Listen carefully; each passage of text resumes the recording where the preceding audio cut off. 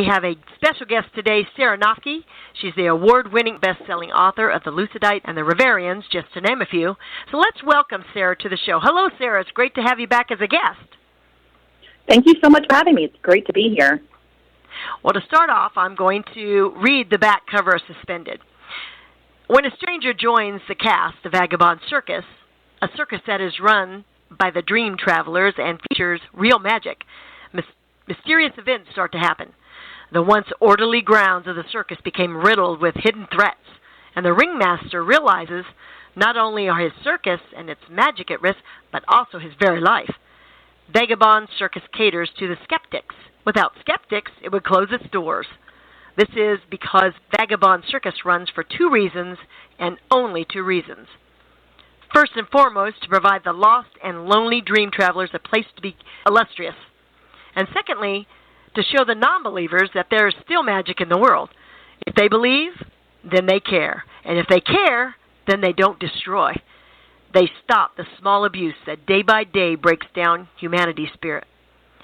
If Vagabond Circus makes one skeptic believe in magic, then they halt the cycle just a little bit. And they allow a little more love into this world. That's Dr. Dave Radin's mission. And that's why this ringmaster recruits. That's why he directs. That's why he puts on a show that makes people question their beliefs. He wants the world to believe in magic once again. I will tell you, Sarah, I love this book, and I cannot wait for to read the rest of the series. The characters really come alive for me. Why did you pick a circus? Well, thank you so much for that. I'm really proud of this series. And to tell you the truth, I never would have pictured in a million years that I would be writing a series about the circus.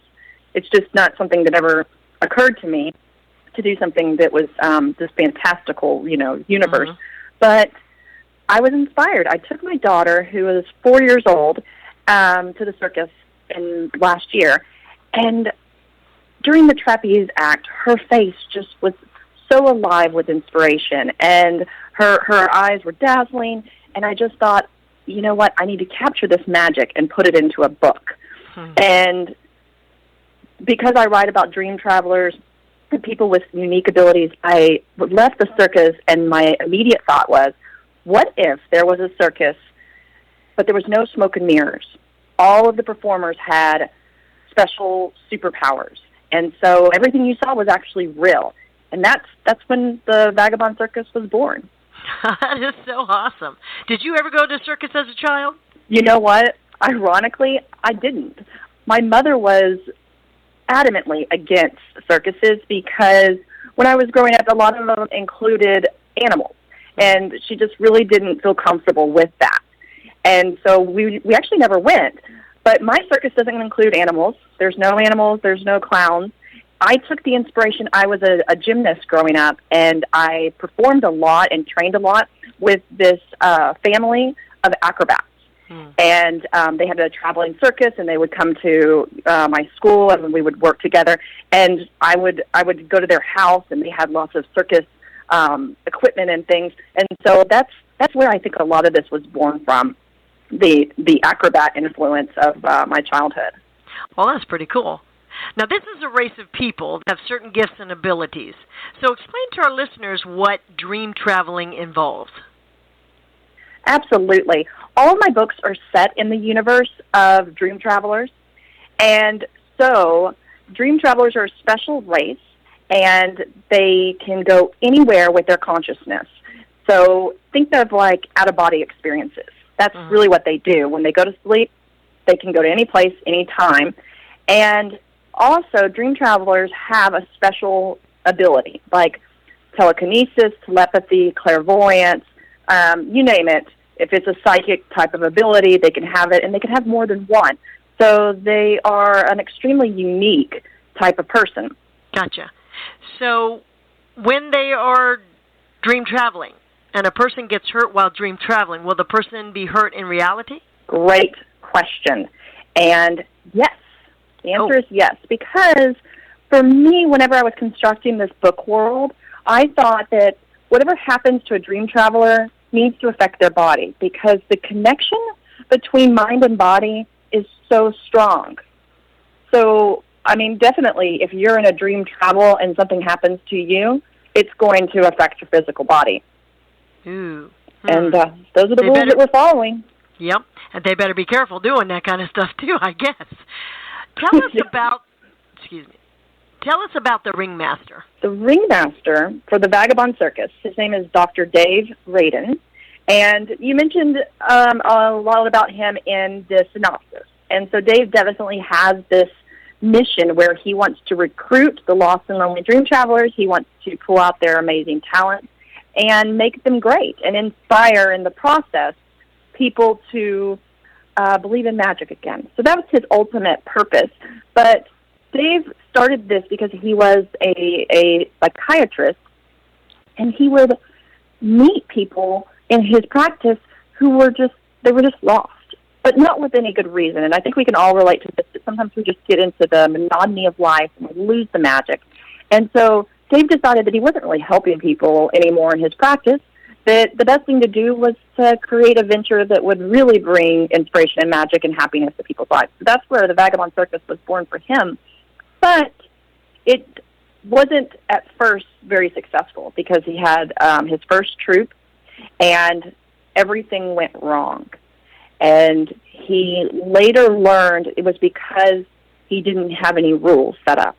He was just this guy with a dream, and he really wanted to inspire. But when a lot of performers get together, there's a lot of ego and there's a lot of problems. So we learn a little bit about that in the first book and then more about it as the series goes on. But the important thing to know is that there's two and only two rules at Vagabond Circus. And the first is that everybody respects each other. And the second is that nobody dates, because that just will lead to lots of drama. So that's the ringmaster in a nutshell. Now that I know that poses a problem, or there's several characters in the book that have feelings for each other, or they want to. But out of respect for the ringmaster, Dave, they do not go past a certain point. And I like that they have his Dave earned their respect like that. Because sneaking around and doing all that, they respect him for that. So, who is Finley, and why is he following the Vagabond Circus? Finley is one of the main characters, and we meet him at the very beginning of the book, and he is spying on the Vagabond Circus. He's a drifter of sorts, or so we think. It's everything surrounding Finley is very mysterious. And he's spying on the circus, and then he convinces Dave to give him a role in the circus, and he becomes the star performer. And we don't really know why he's following the circus. We don't know if his reasons are nefarious or if they're good. And what we do know is that he's covering something up, and he's got incredible abilities, and he's a super smart character, but there's something that we just don't know about him. And Finley is going to be one of those characters throughout the series that I think the reader will go back and forth on. And that's okay, I mean, we don't have to know our characters all the way, and it's sometimes better if we don't until we do. Yeah. I was worried when I was reading that, when he was in the shadows and everything. I'm like, okay, what's he up to? That it doesn't look good, it doesn't look on the up and up. So, now, who is Fanny, and what does she do? Fanny's another character. This story is really filled with a lot of different characters. It's a huge cast, and that's very different from some of my other books. But that was really important because if you have a circus, you have a lot of characters. And Fanny is one of the most important because she is both the healer for the circus, and of course, circuses are going to need healers. In the dream travel world, there are not doctors or nurses for the most part. There are healers because that's their psychic ability. And then also, just as important, is she is the circus's nanny, because Dr. Dave Radin recruits, and he goes into orphanages and he finds dream traveler children, and he brings them to the circus because that's what his mission is to rescue and to make better lives for people. So she is the nanny to these children that come to Vagabond Circus, and a dream traveler can't dream travel or use a psychic ability until they're of a certain age. It's like they hit puberty and then it all comes forward. So before then, Fanny takes care of these children, and she's just one of those characters you want to hug. We just love Fanny from the very beginning. She's tall, muscular. She's got a beautiful Southern accent, and then she's got a laugh that makes people smile. I had a lot of fun constructing Fanny because, she's a good person. Yeah, I saw that she really takes good care of the children there. Let's see, I'm thinking of something here. How does he know they're dream travelers, the children? That's a really good question, and because my series are all connected, I discussed this at different times, and I don't know that we actually learn about that in book 1. But dream travelers, they operate at a different frequency. Their frequency registers differently, and then there's people. So there's technology that helps him to identify dream travelers, but also Fanny goes with him, and they present themselves as a couple who's, of course, looking to adopt a child, and they have all sorts of ways to persuade people using psychic abilities, and because they're dream travelers, they have certain advantages. But Fanny's ability as a healer also helps her to recognize those energies. And like I said, we don't discover that really in the first book, but get more into it as you get into the second book, Paralyzed, and the third book, Released. Oh, nice. Okay, the next character is Zuma. Is that how you say it? Zuma, that's right, like the beach. So she's the star of the circus at the moment, and she's like a daughter to Dave because she must be in the book she's been there a long time. Explain to our listeners how come she came to the circus and her relationship to Dave. Where are her parents? Good question, and she's also known as the Girl of Stone, and Zuma is a really interesting character. She's very flawed. She's very she's emotionless in a lot of ways, but we learn a lot more about her and how she came to the circus, and we start to learn about it in this book, and then it really becomes clear in book 2. So Dr. Dave Radin is a family friend to her family, and unlike most who came to Vagabond Circus because they were orphans or they were homeless or whatever the case might have been, she came from a good family, but she's always been extremely unhappy and hard to please. And so her family, who was connected with Dr. Dave Radin, decided that if she ever wanted to, she could, move over to the circus and have a performance, have a role there. And so that's the decision that they make. And so she's kind of an outcast in that way. And it's interesting because she's an outcast because she actually came from a family instead of the other way around, where the other ones are all rejects from society in some way. So that's a little bit about Zuma. That is so fascinating. And we don't want to tell everybody everything, so we'll take a short commercial break. And when we come back, we have a surprise for our listeners.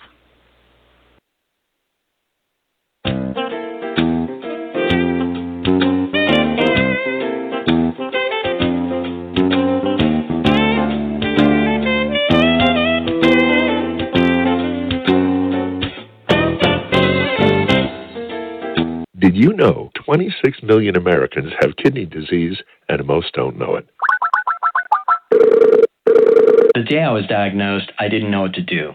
I called the National Kidney Foundation, and the young lady who answered stayed on the phone with me and walked me through step by step. She, too, was surviving kidney disease, and she showed me there could be life after kidney disease. Visit the National Kidney Foundation at kidney.org. Now you know.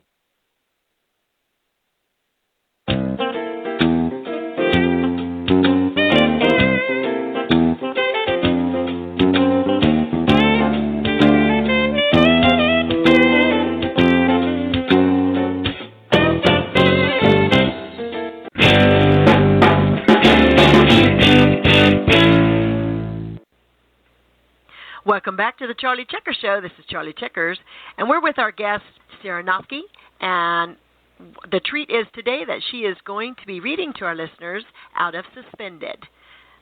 We are ready, Sarah. Great. Well, I'm going to start with Suspended at the very beginning and try to get you all interested. So we start with the prologue. There are those who come to judge the circus, and then there are those who come to experience it. The latter go home satisfied. The former go home full of scrutinizing accusations. Those who experience the circus, taking it in and allowing themselves to be awed, have a richness built into their lives afterwards, almost like they've gained an extra day to their existence. Those who observe seem to have lost a day. They're the ones who tear down sandcastles. They're the ones who say clouds are just clouds when they are irrefutably in the shape of unicorns. These skeptics are the people the Vagabond Circus caters to. The circus would shut their doors to the joyful and starry-eyed if their business didn't keep it running. The Vagabond Circus runs for 2 reasons and only 2 reasons. First and foremost, to give the lost and lonely dream traveler a place to be great. And secondly, to show the non-believers that there's still magic in the world. If they believe, then they care. If they care, then they don't destroy. They stop the small abuse that day by day breaks down humanity's spirit. If the Vagabond Circus makes one person believe, then they halt the cycle just a little bit. They allow a little more love into this world. That's Dave Radin's mission. That's why he recruits. That's why he directs. That's why he puts on a show that makes people question their beliefs. He wants the world to believe in magic once again. And yet, what his patrons witness is real. Real people doing real things. Things that are inconceivable to most, but real nonetheless. That's because Dave recruits only dream travelers. People who can do what most can't. Unique people. They aren't magical. But to those who don't know the difference, they are an inspiration. They appear magical. However, what most believe to be real magic is only the extraordinary, which defines the Vagabond Circus completely. Chapter 1. Rain pelted the big top, gliding down the tent and gathering in puddles on the muddy ground. The crew had worked throughout the night to reinforce the oversized tent from the winds and the storms. The earth it was bolted to was threatening to melt away, sending the bright green and blue tent into a mound of chaos. The Vagabond Circus had been on the road for 3 weeks, and this was its first night in Seattle. Tomorrow, the city's residents would have the opportunity to witness a show that people in Vancouver called unbelievable, unreal, and more than a trick of smoke and mirrors. The critics were speechless, as they were every year when the Vagabond Circus came through town. There was little to criticize and more than enough to show the overwhelmed senses. No one understood half of what they saw at Vagabond Circus, but still, they never looked away. And yet, in this year's show, there was something missing. The 50 people who came together to put on the show knew it. The ringmaster, Dave Radin, knew it. And the one person who could fill in the missing gap knew it after watching the show in Vancouver. But the audience had no clue there was anything lacking in the Vagabond Circus. They were ecstatic, leaving the big top with smiles that wouldn't fade for hours. They had seen what they thought were tricks, not realizing everything about this circus was real. In the shadows, a boy stood under an old oak tree, only partially protected from the heavy monsoon.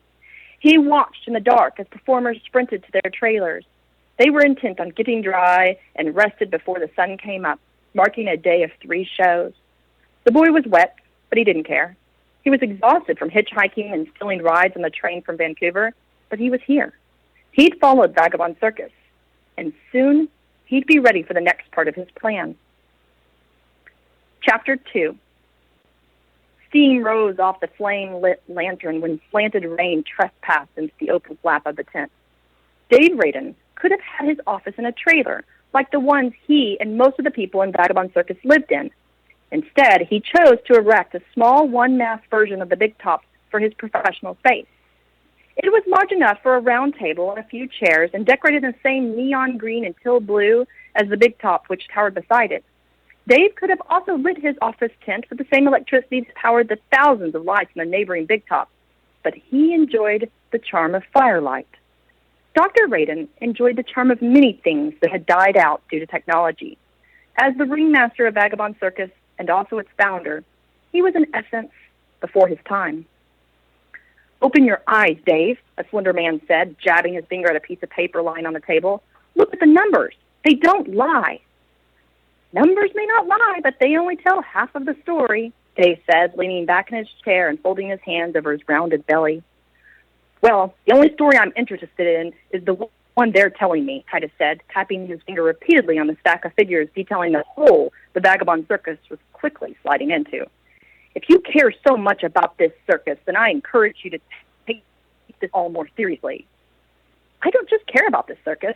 I have faith in it, Dave said, his voice even in a strange contrast to that of the gentleman standing over him, red-faced. We've been through slumps, and we're going to weather this one. A smile pricked up the corners of his thin lips, a glint of hope in his eyes as he gazed out the open flap of the tent. This storm will pass, just as the one outside will. Things will get better, just as the sun will rise and dry up the rain. Oh, hell. Would you stop with the metaphors? Now really isn't the time, Titus said, snapping his fingers in front of Dave's face. The seated man was almost lost in a daze as he watched the rain shift from a downpour to a steady sprinkle. We need to charge more for tickets. We need to expand the show, go bigger, sell merchandise, have booths. Titus leaned down low, finally gaining Dave's attention, and when he spoke, his mouth hardly parted for his words. We need to evolve and stop operating like we did 20 years ago. Don't you get it? Dave shook his head of short brown hair, unleashing the water clinging to its ends. Titus stepped back suddenly and shielded his face with a raised elbow from the spray of droplets. When the taller man lowered his arm, the shorter man stood, a mischievous look in his small, light-colored eyes. Evolution isn't all that it's cracked up to be, Dave said. It works for mammals and birds and fish, but in my opinion, it isn't suited for all organizations, or in this case, the Vagabond circus. Your opinion is wrong. Titus threw his hands into the air, his fingertips almost knocking into the low part of the ceiling overhead. Dave took one large step, his short legs really reaching to close the space between him and the other man in only one stride. He threw his chin up and stared with bold eyes at the man who easily stood a foot over him. I value your opinion, but at the end of the day, my opinion, whether right or wrong, is the only one that counts. Is that clear? Titus didn't say a word, only stepped back and roughly shook his head, his lips pressed together in a hard line. I think we're done here tonight, Dave said, his voice cordial once more. He turned and made for the open flap of the tent. Please, close up, would you? And I think that is a good place to stop. That should intrigue our listeners enough to want to read this fascinating book and the rest of the series as well. So, Sarah, tell us what's next for you. Well, currently I am working on another series. The first book, Ren, the Man Behind the Monster, is already out, and the second book comes out on May 15th. It's called Ren, the God's Little Monster. And Ren is a fantastic character, much loved by my readers. He's a snarky Brit who will give you life-saving advice while also criticizing you. He's super intelligent, super talented, and has a ginormous ego. So my readers had a lot of fun with him because he's not your average protagonist. Anyways, the second book comes out this weekend. And the third book I'm currently halfway done with and looking to release in the summer sometime, hopefully around July 15th. So that's keeping me really busy. Awesome. So where can we find out more about you? Our listeners want to know about that too. Absolutely. They can go to my website and from there find links to my social media, Amazon, buy autographed paperback, Kindle, audiobooks.